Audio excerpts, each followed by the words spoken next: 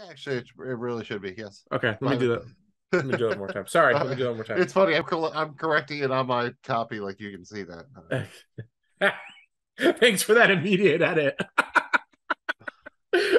Okay, and 3, 2, and 1.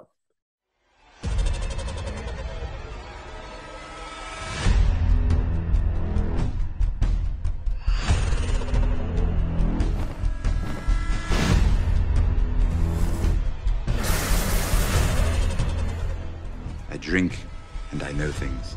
That's what I do.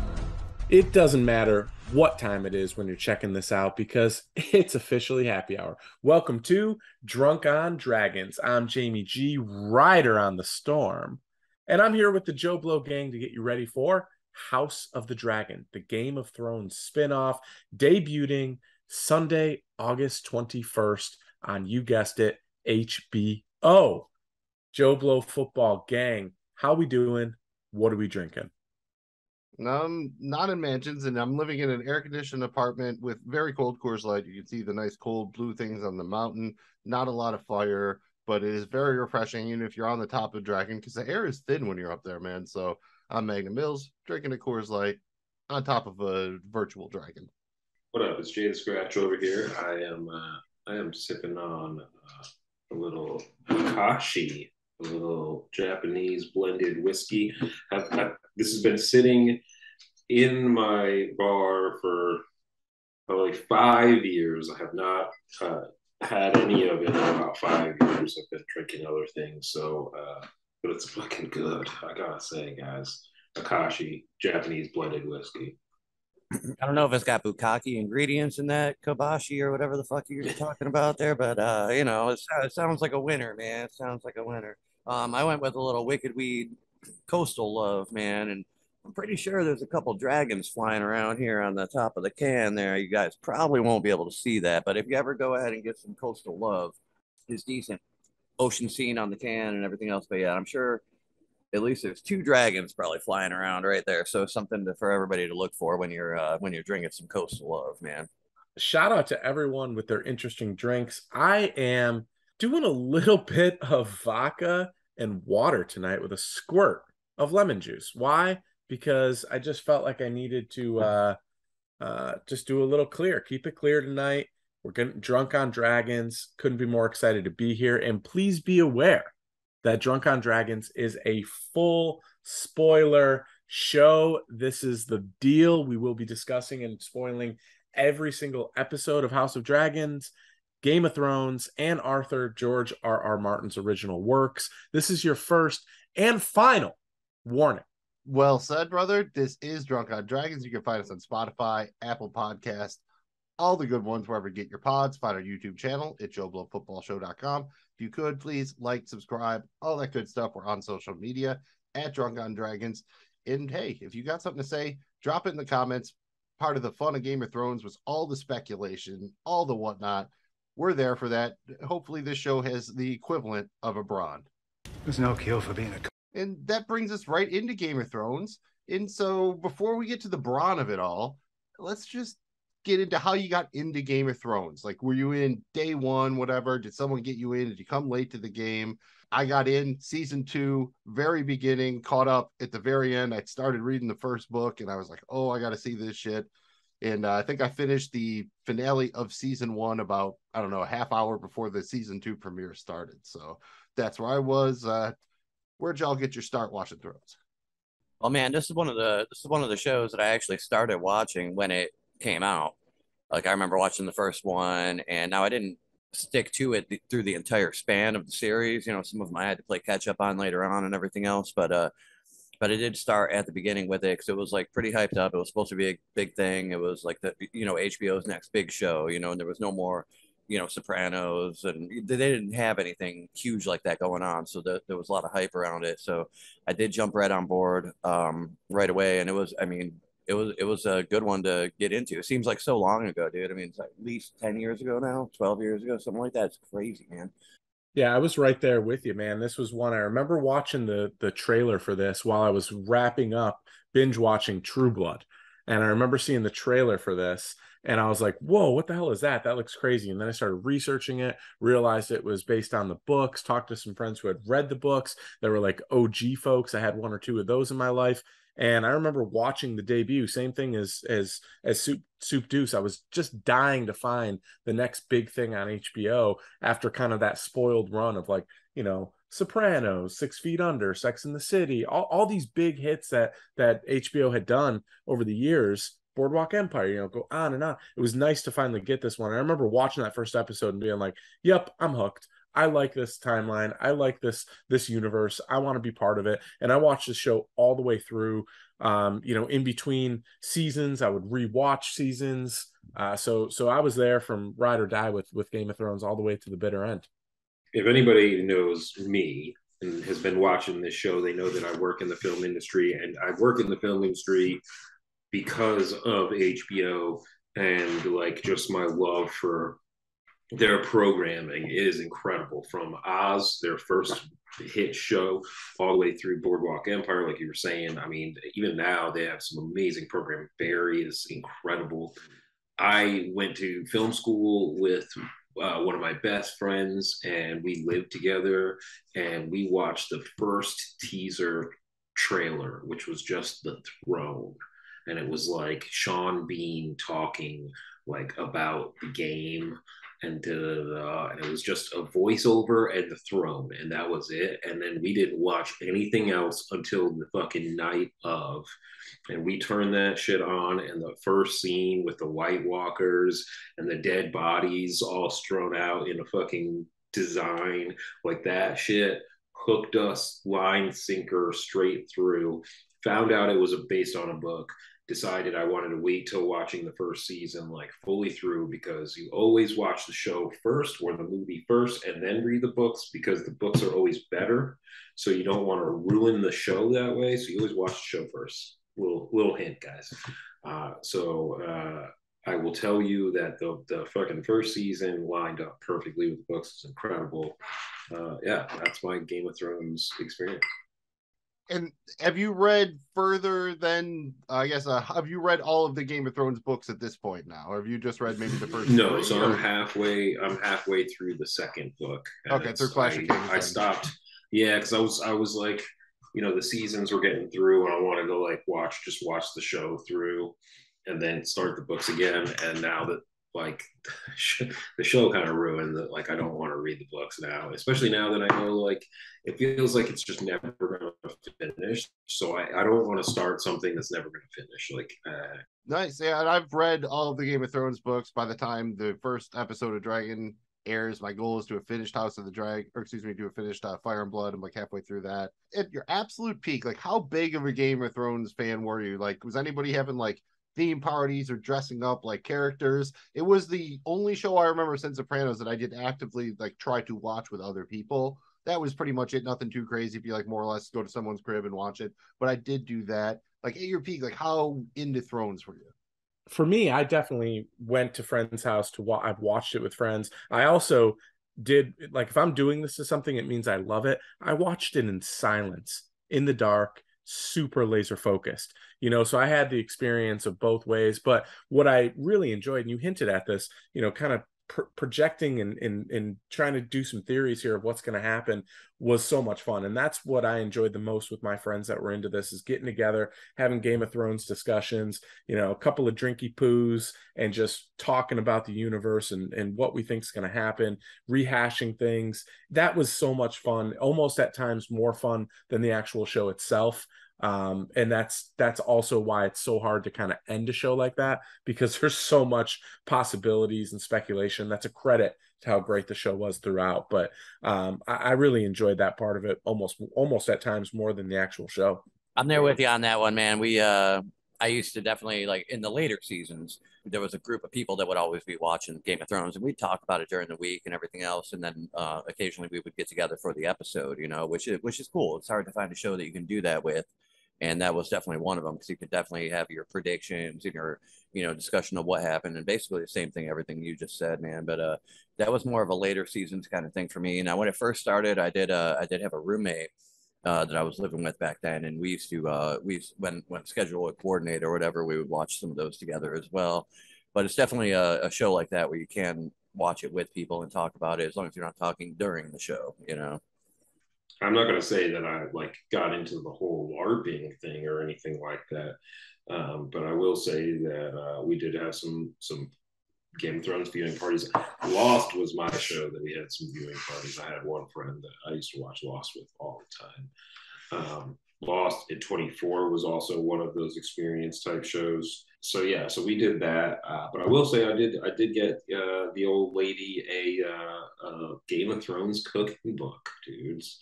It's really awesome, actually. It's got like it's broken down between like the different regions, right? So it's like Westeros, Easteros, the Dorne, all of that. And then it's like broken down from like breakfast to dinner. And if you know anything about Game of Thrones, fucking George R.R. Martin loves talking about goddamn meals and breakfasts. So there's like 3 breakfasts a day.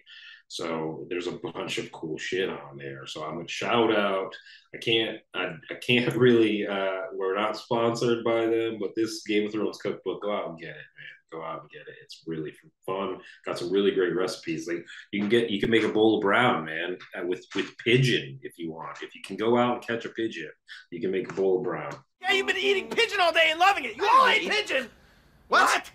You can make one of the wolf breads, right? You can make the wolf bread. Like that's you can make a wolf bread. Yeah, it's all about the wolf bread.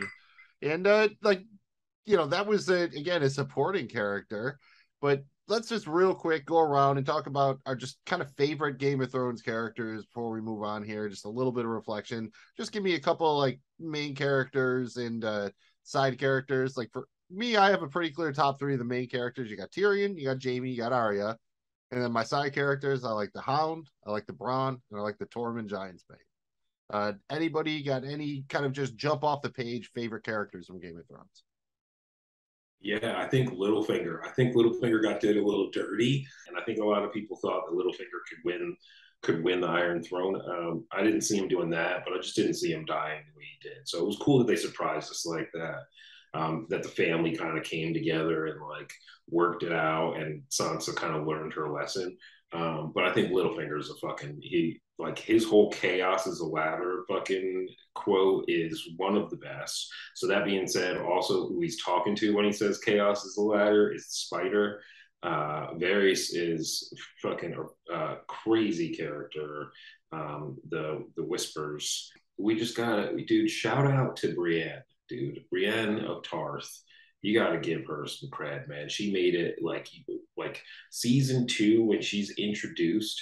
You don't really think much of it, but she becomes a character that you just you really want to root for. So one that really jumps out to me, man, that I've got to give my love to is Davos Seaworth. Davos is my dude.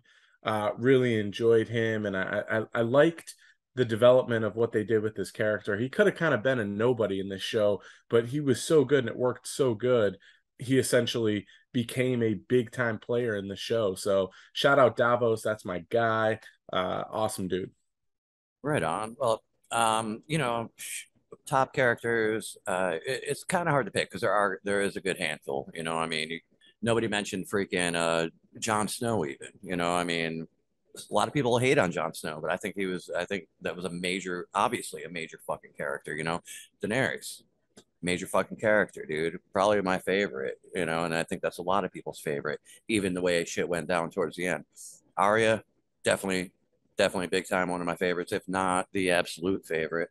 But as far as side characters go, there was the guy there, the Sir, what's his fucking name? Oh, Sir Jorah. Yes. Jorah Mormont. Yeah, man. Jorah. That he had a lot of little side stories with the weird disease and shit and everything else, but he always came through for her, so I mean that was a pretty important character too. The Hound was a great character, and you don't have to list them all there, right? Yeah, I think that's the point, though, right? Well, I'm trying to pick ones that you guys haven't yet. So. Yeah, that's the idea, though. The show really had a deep bench, and I think one of the most interesting things they did was the way they paired off characters.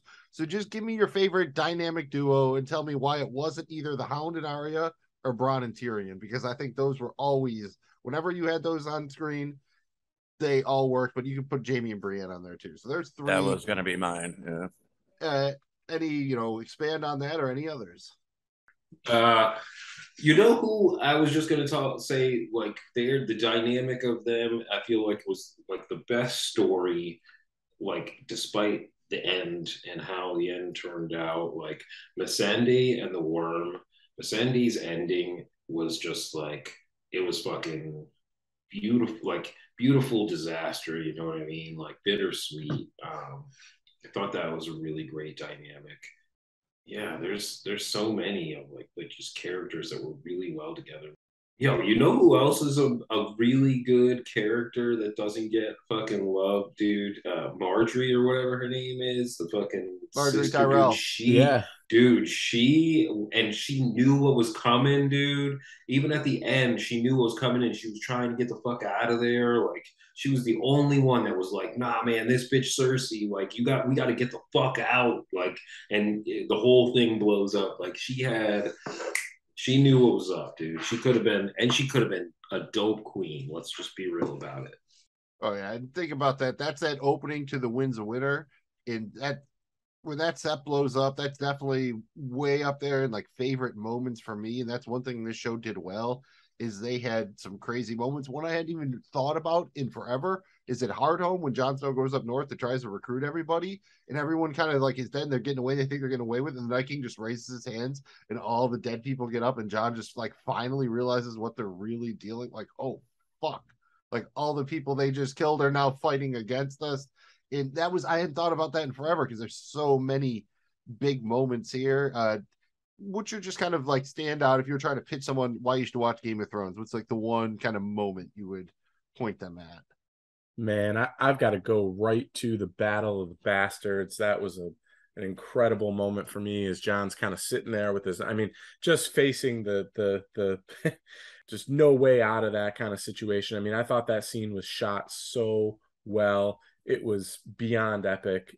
Battle of the Bastards will always be way up there, super high for me on scenes from Game of Thrones. Yeah, I'd have to totally agree with that, man. I'll put another one up there, and that's when the Night King has the fucking dragon and he fucking fucks up the wall, like tears down the wall and shit. I think that was pretty intense right there too.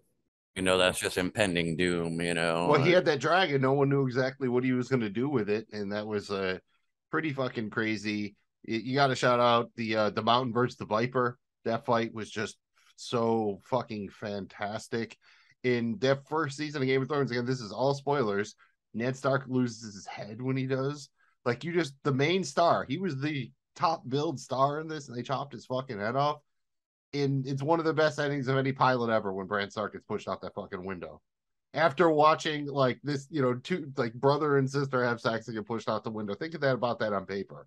Like incest happens, little kid sees it and gets pushed out the window, presumably towards his death. End episode. I got to know the thought process here with Jamie and shit. And he's like, they came to Winterfell to business or whatever fuck reason. They all showed up there, so they're in like another town and everything else, man, doing what they're doing. And all of a sudden he's like, you know what, man, let's go up in that tower and fuck. I mean, like, what? How did that even get brought up? Well, actually, it's explained in the books. It's like the ending section that they're going to fix. This is when they're pulling directly, like Jay said before, almost from the book title to Game of Thrones. So that's all explained there. And right before we move on to House of the Dragon. Oh, wait, you haven't gotten mine yet. Hold on a second. I just want to give you my scene, dude. Fucking spoils of war, the loot train attack, dude, is one of the greatest filming accomplishments of all time. They lit fucking 25 people on fire, like fucking Guinness Book World Records type shit.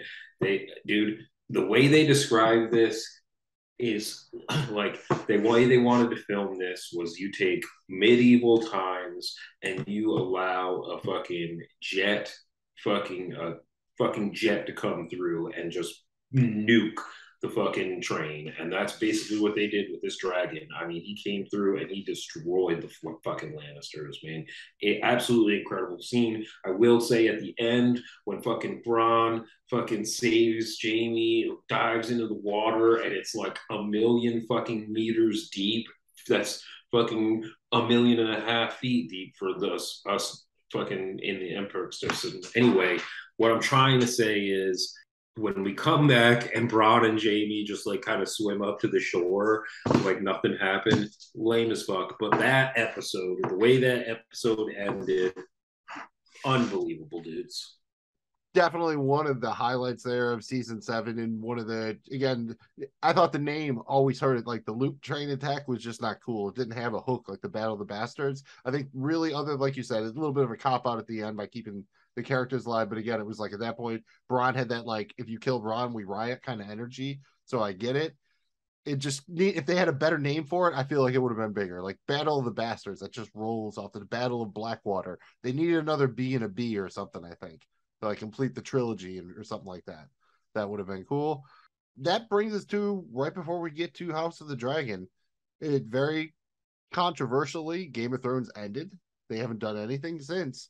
Just how did you feel kind of about the finale, and then how did it impact how you felt about Game of Thrones overall? Man, it was one of those things where I didn't like it. I was disappointed, and it wasn't even the ending. It was like the back half of that season. I kept making excuses for it. Well, yeah, there was a Starbucks cup on the but that's okay. They've been working really hard. Yeah, there was a water bottle, but should I ever have to make an excuse for a show of this size to have a fucking Starbucks cup? All right, well, I'll go ahead and tell you, man, right now that I didn't hate the way that the way the show wrapped up as much as everybody else did. I think it was built up and the bar was set so fucking high that no matter what they did would have disappointed some people. And that's the case with a lot of great shows when they end, and that's fine as part of it. With Game of Thrones and the way they did it, I think my only real beef would be, yeah, there were the little slip ups and shit here and there. It's maybe lack of caring, or they're burned out or whatever. Either way, it's inexcusable when it comes to a show on that caliber. But the biggest thing for me was how it just felt fucking rushed as shit. You know, like that whole last season was just like, hurry up, hurry up, hurry up, let's get it over with, you know, and that's kind of the vibe that carried through the whole last couple of episodes there, you know. So that would be my biggest issue with that. I think there's a lot of fucking shit on the bone there, a lot of meat on the bone that they could have fucking nibbled on there, man, and made use of. But again, I don't hate the way it wrapped up. I think they summed up what they needed to sum up, and if you pay attention and get it, the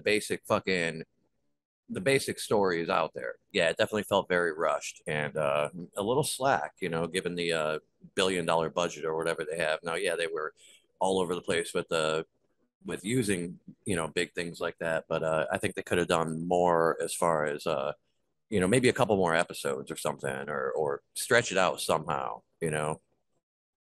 Yeah, really, it could have been 10 seasons. Let's be fucking honest about it. It could have been 10 seasons.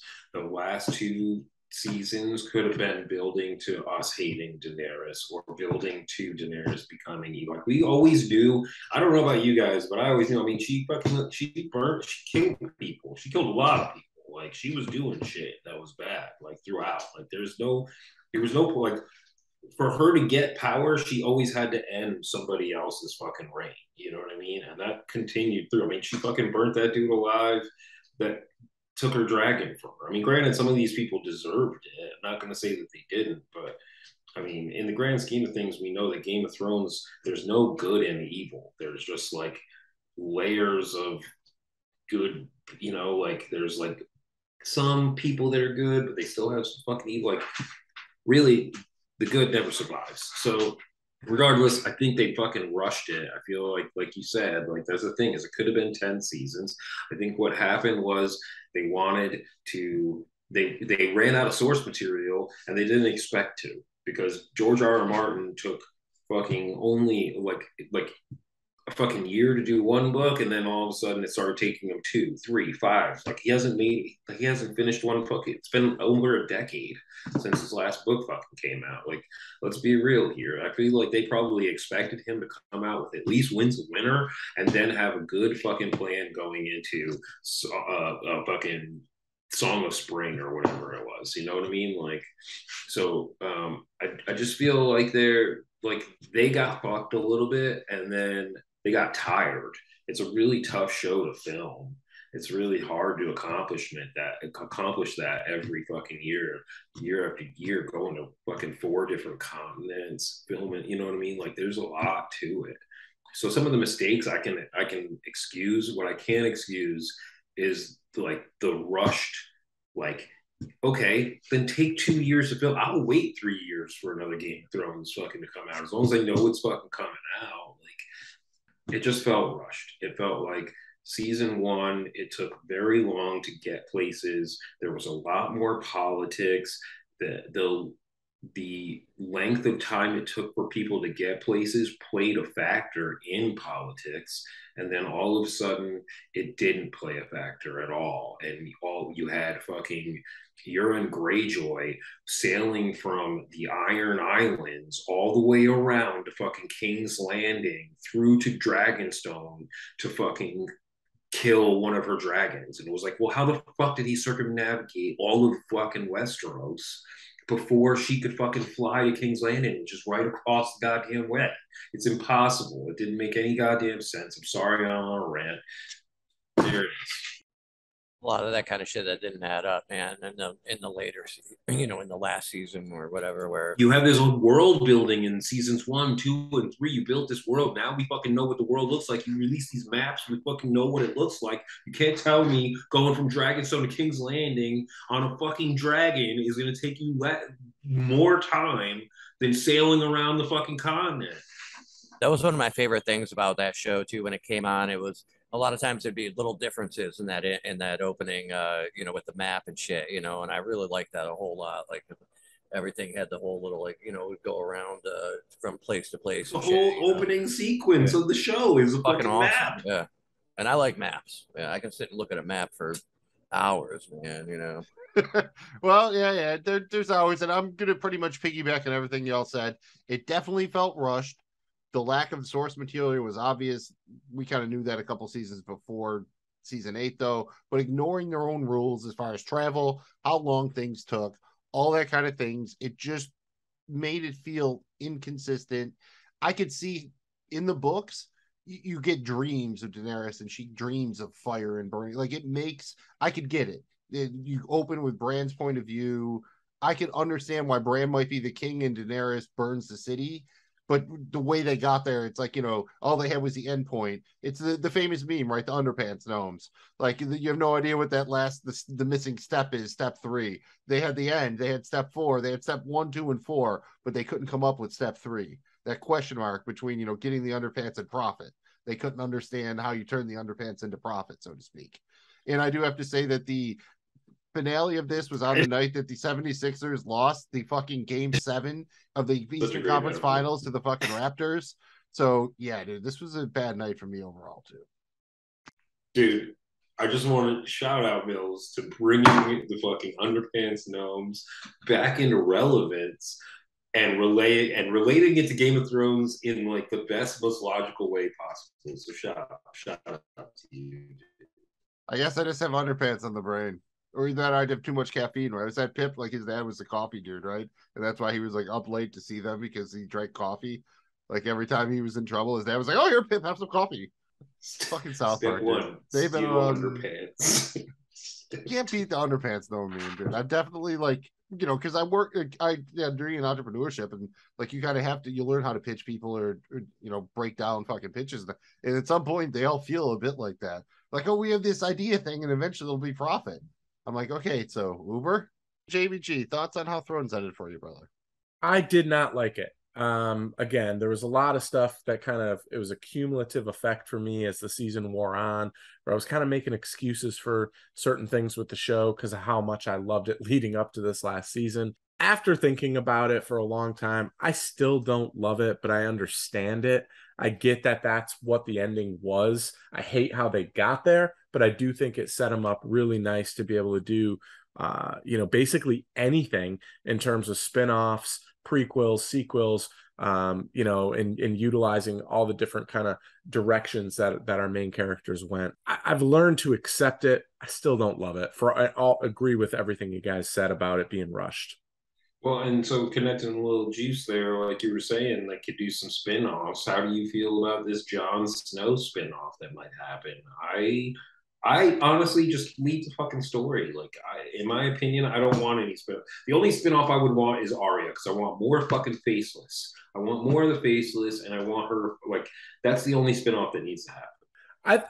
I would be interested in it, man, just because I love the world north of the wall and Jon Snow kind of emerging as the king of the north and what else may lie to the north that we don't know about. I think they could do something cool with that. And how cool would it be if in some weird way Arya's journey west, took her all the way around back up north and they link up. So I would be there for it, but I think you got to walk the tightrope real smooth here because don't sully what was an incredible character, an incredible storyline of Jon Snow. If you're going to do it, it's got to be better. And I think, the stakes are going to be super high and scrutiny is going to be way, way up. I feel like a better spinoff, and it wouldn't be a spinoff, it would be kind of like fucking what we're gonna see now with like 1,000 years in the past, but something where it's like you follow like one of the Greyjoys that has sailed around the entire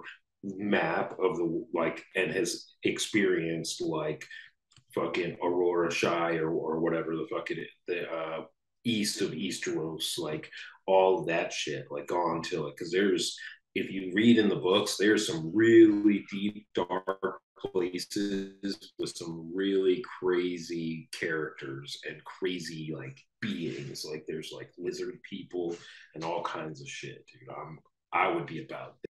I guarantee you, if you told me there was like a kind of office style sitcom that starred Bronn and Tyrion trying to run the fucking kings, like just to run fucking the kingdom, yeah, you'd watch that. Every fucking day of the week you would watch that, especially on HBO. Like especially if like 100%. They do it like kind of like you talk about all these other characters, but you never see them. Like they talk about Bran, but you never fucking see him. They talk about Jon Snow, you never see, like it's just Tyrion and Bronn, and then occasionally like Podrick Payne or like that kind of level. And then like lame office characters, yeah, like some random no-name characters. Yeah, it's y'all would watch that and it would be fucking great and it would be cheap to film. The biggest expense would be obviously fucking Peter Dinklage, but that's huge. That's actually, dude, don't steal our ideas, HBO. Just fucking pay us.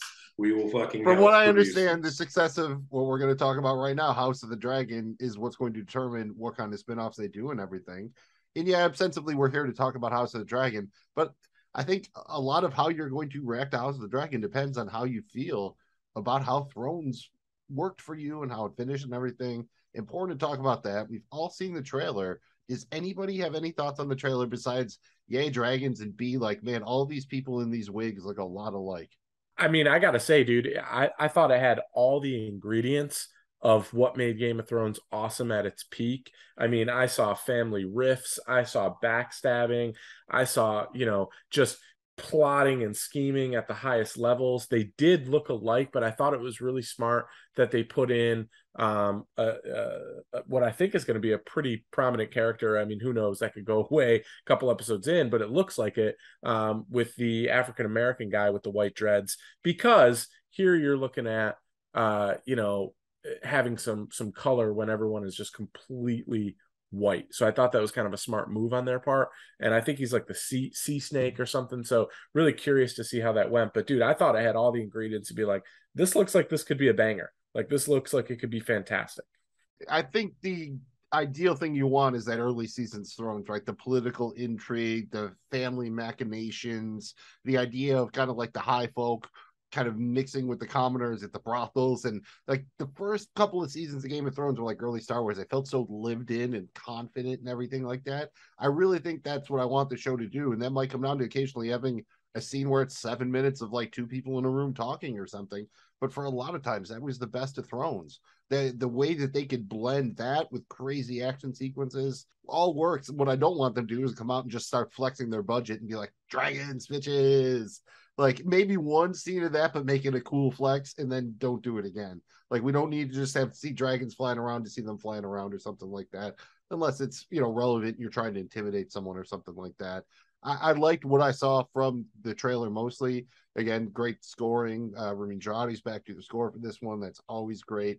Miguel Sapochnik's running this. He directed the Your Battle of the Bastards. A lot of good episodes. The trailer definitely got me hyped. It did its job. I thought it was a good trailer. Didn't give away too much. I'm working my way through Fire and Blood, so I have somewhat of an idea of what's going on here. Not a ton. Jade, Soup, any thoughts on the trailer?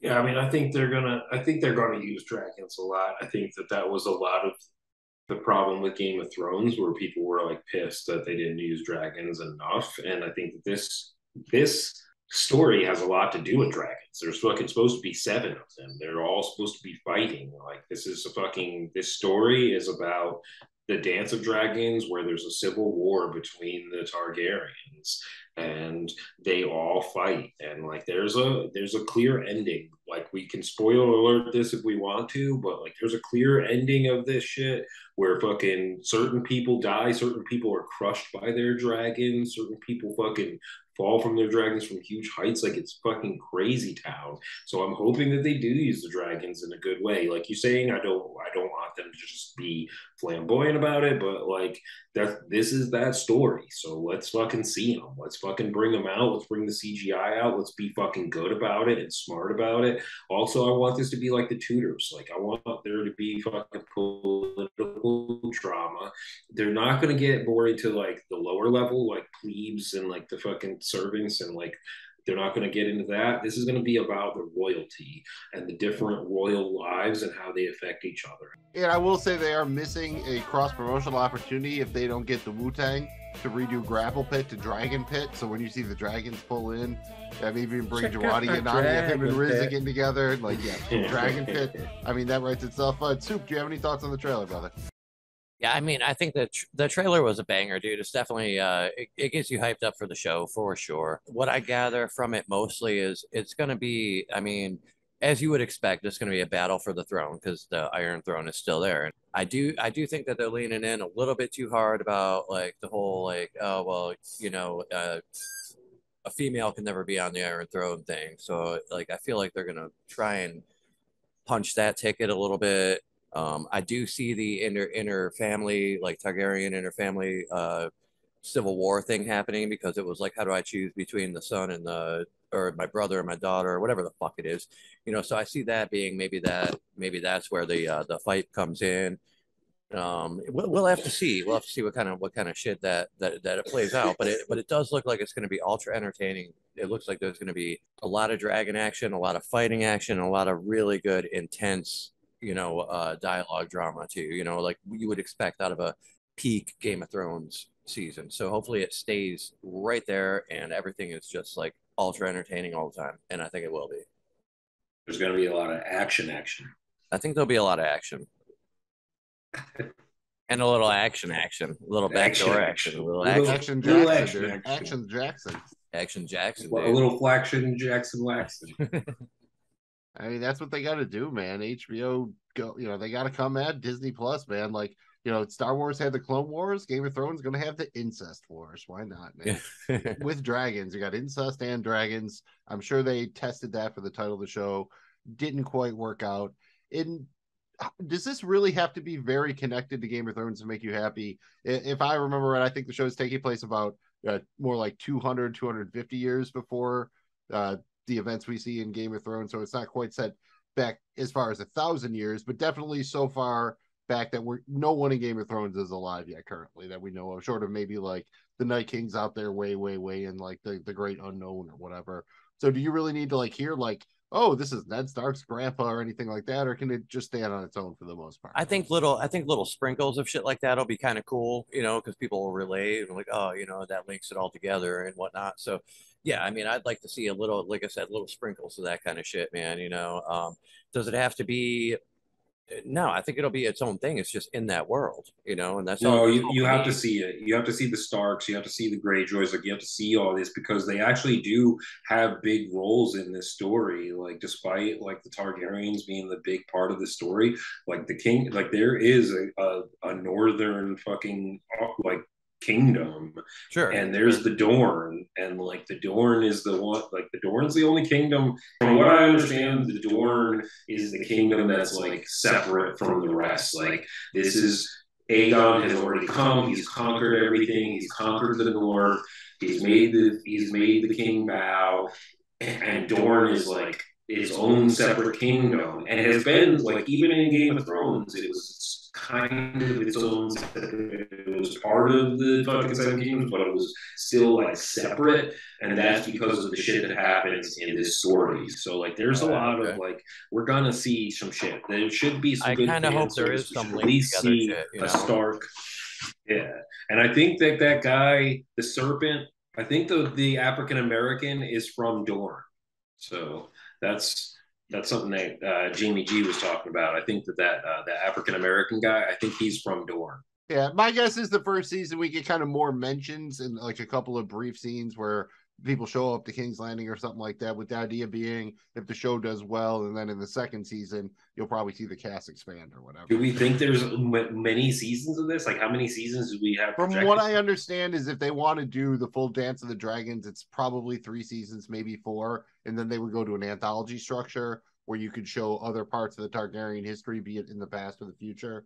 That's the way I understand it. Is it's like a 3 to 4 year idea with an anthology, like you keep it going under the House of the Dragon name, but it would be more of a, like I said, a Fargo type. They're gonna do anthology. Duncan and Egg. Duncan well, they're already going Egg to do is gonna Duncan be- Egg are great, and Yeah. they could, in theory, fit into a future timeline of this show. I think that's really great, but you got to nail that. I think there's only 4 of those stories right now, and Yes. you'd have to get a real good writer's room with at least, like George R.R. said he was going to write 20 or something, so he's got to at least have some ideas. So I would like them to at least have a little bit of a blueprint to work off there. In along that vein of things, how about everybody gives me like one thing from the original Game of Thrones you'd like to see brought over here, and one thing that you want to see left behind. For me, it's I want to bring back the palace intrigue and make it more about kind of the scheming in the kind of the, you see the whole heist, right? I don't want to focus on the end of the heist. I want to see all the little moves that go to the heist, and I don't want to see them breaking the own rules of the show. I want them to just, sometimes you got to know what the rules are and you got to stick to the rules, or else Ziggy doesn't give you the leap and you're fucked or whatever, or however Quantum Leap worked. Anybody else? One thing you want to see carried over from Thrones, one thing you think they could, get rid of. Yeah, I want to add, like you said, to the politics, like the inner workings. I want to add the length of like, this is a real world. This is the logistics of it. Like, this is fucking wagons and horse and carriage. Like, this takes forever to get places outside of the dragon. So I want to see a realistic world where this shit exists and how hard it is to do these things. Because that was like a lot of the intrigue to me was like, even cooking meals, like that shit takes time and effort, and like I, not necessarily that I want to see somebody cook a meal, but like the monotony of it was like something that added to the character of the show. I'm right there with you, Jay. I want to be fully immersed in this world. I want to feel like I'm there. I want to know every intimate detail of what life was like and what is going on. And I want to see see kind of how things work in this world and the history of it all. And I like understanding, both geographically, but also like as folklore would have it, or the gods or whatever it is. Like, I want to fully know this world. So I'm really hoping for that. I thought at times Game of Thrones did an outstanding job with that. I'm also just got to throw it in there. I'm hoping for as awesome of an intro as Game of Thrones had. The intro song for Game of Thrones was absolutely epic, one of the best ever in my opinion. Hoping for another great one here with House of the Dragon. I definitely agree with you on that, man. I was gonna say I was hoping for another good map opening, where it's like, hopefully something along those lines, because I like seeing that, man. It puts you right into that world. It's like, all right, now you're watching Game of Thrones, and now it's House of Dragon or whatever, but it puts you into their universe right away just by showing you that.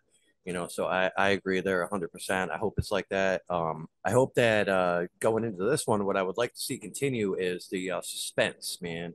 Like, everything's super suspenseful, and the whole shock value of things, like killing off the main character like 2-3 episodes in to the fucking series, or whatever it is, like super crazy shit like that is one thing that kind of kept Game of Thrones like having that shock value. They weren't afraid to kill off main characters. They weren't afraid to like do really outside the box kind of shit when it comes to shows like this. So I'd like to see that continue. And the only thing I don't want to see is the way they fucking rushed it and slacked a little bit on the last season. You know, I mean, I don't think that. I think they're going to come through with the show, and I think they're going to come through hard, man. At least for this first season, it's going to be probably top notch, man.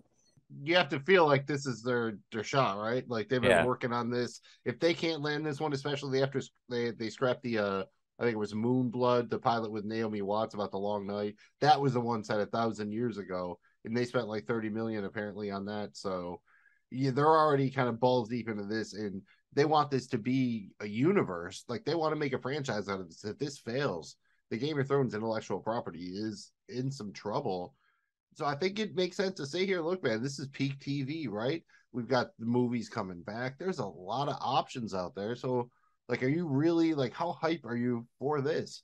I have to say, personally, I'm more hyped than I thought I was going to be. I thought I was going to be more kind of like, this is fine. But I think a lot of the franchises have kind of been running for a long time. I'm hoping that maybe Game of Thrones time off, like, allows it to refresh itself and come back in. And people are be like, oh yeah, cool, Game of Thrones. I haven't seen it in a while. And you kind of in your head just forget, maybe if you didn't have the greatest feelings about the final season. Yeah, I mean, it was a big deal. The Game of Thrones finale. I remember people were like taking off of work and shit to make sure you're like, man, what are you do? Taking a day off? It's the Game of Thrones finale and shit. I mean, it was a phenomenon, kind of, man. So hopefully I mean, obviously it's going to start out. It's going to be big. It's going to be hot right away. Where it goes from there, hopefully it carries and continues that, man, to where it's like when this season is done and we're sitting here talking about the finale, what's going to happen? I hope we're just as hyped as we were when it was like Game of Thrones finale is happening, so. Well, we are doing a show about it, so there's definitely a certain level of implied excitement. It's not like we don't give a fuck, yeah. I have finished my bottle of Akashi. Nice. And, I would like to say it has been a pleasure talking with you gentlemen this evening, but I do have to call it. I knew it. I'm surrounded by assholes. That's fair. And you know what, man? Just like them dragons, man, we all spit hot fire, dude. Tyrion Lannister. There are two things. I just figured out that's definitely our thing. Instead of cheers, we all just say Dylon. Dylon. It's a hot fire. Real quick. Everyone's got to name their dragon, dude. Is your dragon's name Dylon? Fucking Dylon. That's what I'm going with. You gave it to me. I stole it from you, dude. Well, I was going to take it, but you got it. Yeah, I'll go with Magnormus. Like, I think that's a good one. I'm going to go with Elliot, dude. Elliot was probably my second choice, and that's because of Pete's dragon. So that's where I'm at. My friendly dragon. Jamie G, name your dragon. I was gonna go with Dragon, but I'm actually thinking about Esquire Osiris, dude. Oh, that's better than it. I was assuming it was gonna be some sort of Buffalo Bills related pun or something. But Josh Allen's the best. He literally is. He literally Jay Allen or something. Jay Allen, dude. Jay Allen Osiris. Jay Allen, the Dragon.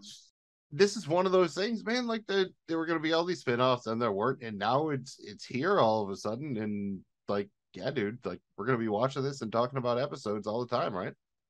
There is literally a ridiculous amount of coverage out there in the world for A Song of Ice and Fire / Game of Thrones universe. We know that you have other options, so it means a lot that you've checked out our little show here, Drunk on Dragons. Best name in the business as far as I'm concerned. We'll be here all season to break down each and every episode of House of the Dragon. With drinks, of course. And, well, we got to have them. Dragons! Find us on your favorite podcast platform, Spotify, Apple, Google Podcasts, all the good ones at Drunk on Dragons. Same thing on social media at Drunk on Dragons. And for some reason, if you want to give us feedback, we're drunkondragonspod@gmail.com because somebody actually has drunkondragons@gmail.com, but it's not us. And we're from the Joe Blow Football Show. Find our YouTube channel at joeblowfootballshow.com. You'll find a video version of this show here. Check it out. There's some stuff in the video version you might not catch in the audio. If you could, please like, subscribe, all that other stuff. You can find the Joe Blow Football Show on social media at Joe Blow Show. On behalf of myself, the Soupdeucer, Magnum Mills, and Jay the Money Scratch, thank you again for joining us on this episode of Drunk on Dragons. You don't have to drink per se, but if you're going to, it might as well be on a dragon. We'll see you soon with our coverage of episode 1, which will drop on Tuesday, August 22nd. And I'll tell you one thing, man. You know, I was talking earlier. You ever look at this Wicked Weed Brewing can, man? And sometimes you look at it and you can see dragons on it. But have you ever been drunk?